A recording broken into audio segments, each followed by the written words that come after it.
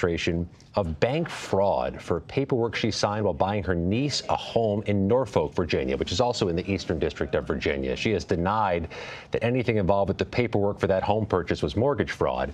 But the case was approved by a grand jury in Alexandria, Virginia today. The case then heads to Norfolk, Virginia, which is the area of Virginia where the alleged crime took place. Tish James's case, though, comes not in a vacuum, but it comes just days after President Trump posted on social media to his attorney general that he thought Tish James should be charged with a crime, saying that justice needs to be served. She has been a longtime political rival of the president's. She brought a successful civil suit against then former President Trump in New York.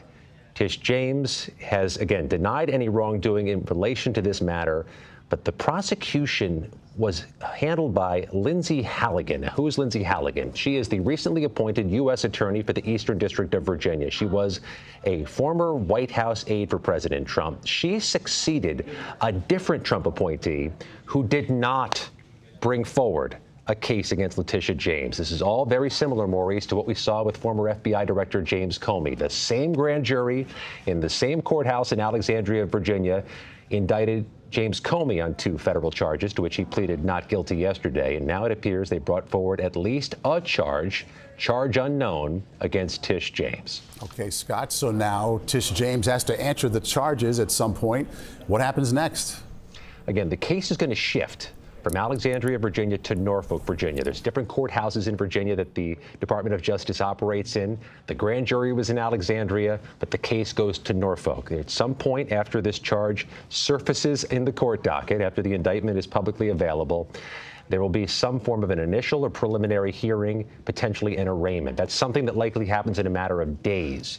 The Attorney General of New York would be a criminal defendant of the federal government in Virginia. Okay, extraordinary to just hear you say those words. Scott MacFarlane, thank you. Let's go to the White House now. Nancy Cordes has been monitoring reaction there. Nancy, what are you hearing? Maurice, we have asked the White House for official reaction now that Letitia James has been formally indicted. We haven't received it yet, but as you can imagine, the president is going to be thrilled to hear this because he has been pushing his Department of Justice to do exactly what they have done today. You put it up on the screen, that True Social from the president a couple of weeks ago that was directed to his attorney general saying, what about Letitia James? What about James Comey? What about Adam Schiff? These are 3 of his longtime political foes. Why aren't we going after them? They are all, in his words, guilty as hell, but nothing is going to be done. Well, now 2 of the 3 of those individuals are being indicted. And the president was asked the other day, Maurice, whether he fears that what is seen by many as his interference, putting his thumb on the scale, urging his own Department of Justice to go after these individuals, in some cases years after the incidents that he has construed as crimes. He says that he doesn't think that that is a problem, that he is well within his rights to do it, to say it, that in his view, these individuals are criminal actors and need to face the consequences. And when asked whether he thinks that it's going to be problematic for prosecutors as they try to proceed with these cases, he says he doesn't believe that that's going to be a problem, and he is simply exercising his First Amendment rights. And Nancy, when critics call this an act of political retribution, or at least when they said that about the James Comey indictment, what are folks at the White House saying, other than the president? What are they saying behind the scenes?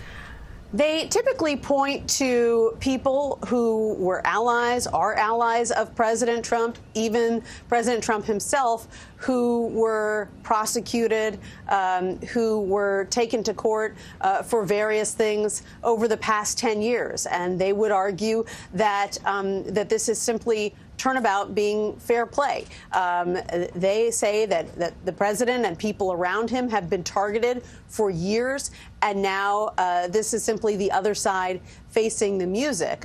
They believe that these are legitimate cases that need to see their day in court, even if the people who are being targeted, like James Comey has said, they insist that these are trumped up charges and an example of the president interfering with the legal process to try to get revenge. Makes one wonder what happens next here. Okay, Nancy Cordes at the White House, thank you. Let's come back to Justice Correspondent Scott McFarland. You had a comparison here, Scott, to the Comey situation. What do you have?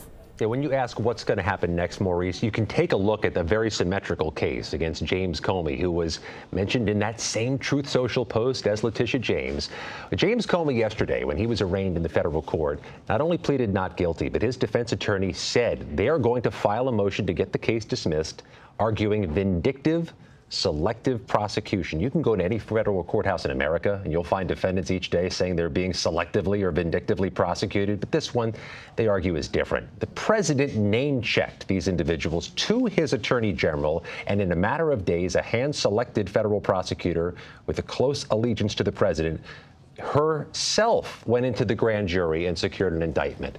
The U.S. Attorney Lindsay Halligan did indeed successfully execute her argument. The grand jury found there was reason to hand up an indictment, but there could be a different type of case here, Maurice, a different type of argument for selective prosecution. James Comey's argument will be submitted to the court by October 20th. Okay, Scott McFarland, thank you so much for that. It is easier to indict someone than it is to convict them. We'll keep that in mind as we watch this going forward. Once again, New York's Attorney General Letitia James has been indicted by a federal grand jury. No specific charge has been listed just yet, but our coverage will continue on CBS News 24/7, your local news, and tonight on the CBS Evening News. This has been a CBS News Special Report. I'm Maurice Dubois. We'll see you later.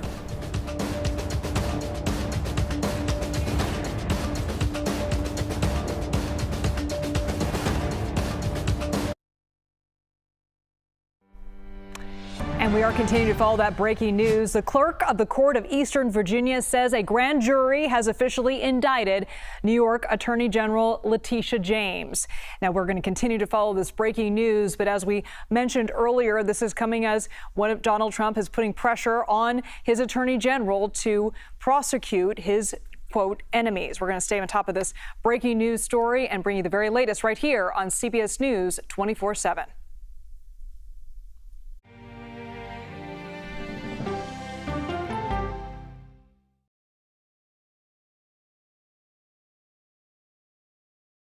No matter how you start your day, one thing is very clear. CBS Mornings is the best way to start your day. You better work! Clearly. We welcome you to CBS Mornings. I'm Gail King. I'm Tony Nicole. I'm Nate Burleson. Let's go! CBS Mornings is clearly smart. Is this a different way of doing philanthropy? Rent at an affordable level and invest. Could this change the way that we think about vaccines? CBS Mornings is clearly fun. Don't you bow to your emperor. She said, hello, Miss Badass. We go from one badass to another. Good morning! It's like, yes, it's finally happening. You meet the nicest people in our progressive green room. Guess who's here? Jeff! CBS Mornings is clearly uplifting. I get goosebumps when I think about this game. It just warms your heart. I feel alive. You will too. We'll see you On CBS Mornings. Weekdays at 7. Have a sunshiny day. Fire away, you know me, man. UFC's no-holds-barred leader. It's time for Dana White. Yeah, I get it. We're on 60 Minutes. Wow.